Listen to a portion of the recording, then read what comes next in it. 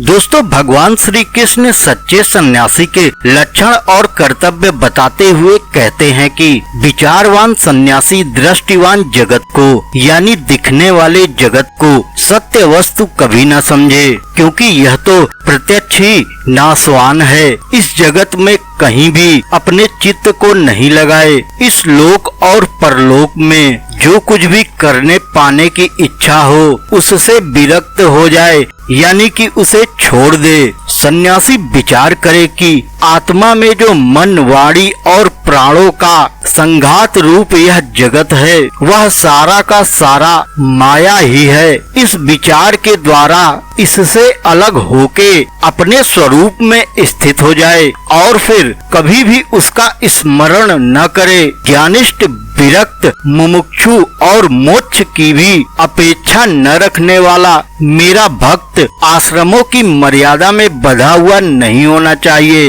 वह चाहे तो आश्रमों और उनके चिन्हों को छोड़ छाड़ कर वेद शास्त्र के विधि निषेधों से परी होकर स्वच्छंद विचरे। ये बुद्धिमान होकर भी बालकों के समान खेले, निपुण होकर भी दृढ़वत रहे, विद्वान होकर भी पागलों की तरह बातचीत करे और समस्त वेदों विधियों का जानकार होकर भी पशु वृत्ति से रहे। उसे चाहिए कि वो पाखंड में न लगे, तर्क और वितर्क से बचे और जहाँ कोरा वाद विवाद हो रहा हो वहाँ कोई पक्ष न ले। वह इतना धैर्यवान हो कि उसके मन में किसी भी प्राणी से द्वेष न हो। वह स्वयं भी किसी प्राणी को परेशान न करे। उसकी कोई निंदा भी करे तो प्रसन्न भाव से उसे सह सके। किसी का भी अपमान न करे और किसी से भी कोई बैर न करे। जैसे एक चंद्रमा जल से भरे हुए विभिन्न पात्रों में अलग अलग दिखाई देता है,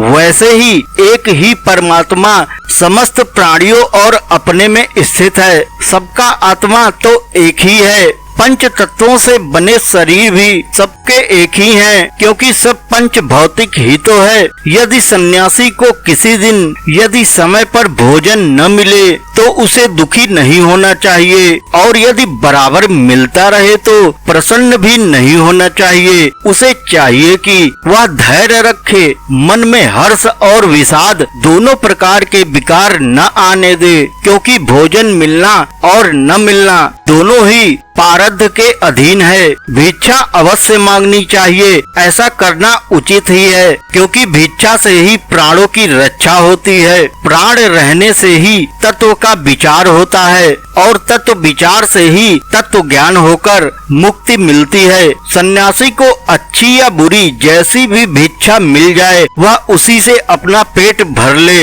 वस्त्र और बिछौने जैसी भी मिले उससे ही अपना काम चला ले। उसमें अच्छेपन और बुरेपन की इच्छा न करे। जैसे मैं परमेश्वर होकर भी अपनी लीला से ही सोच आदि शास्त्र युक्त नियमों का पालन करता हूँ, वैसे ही ज्ञानिष्ठ पुरुष भी सोच, आचमन, स्नान और दूसरे नियमों का लीला से ही आचरण करे। वह शास्त्र विधि के अधीन होकर कोई कार्य न करे।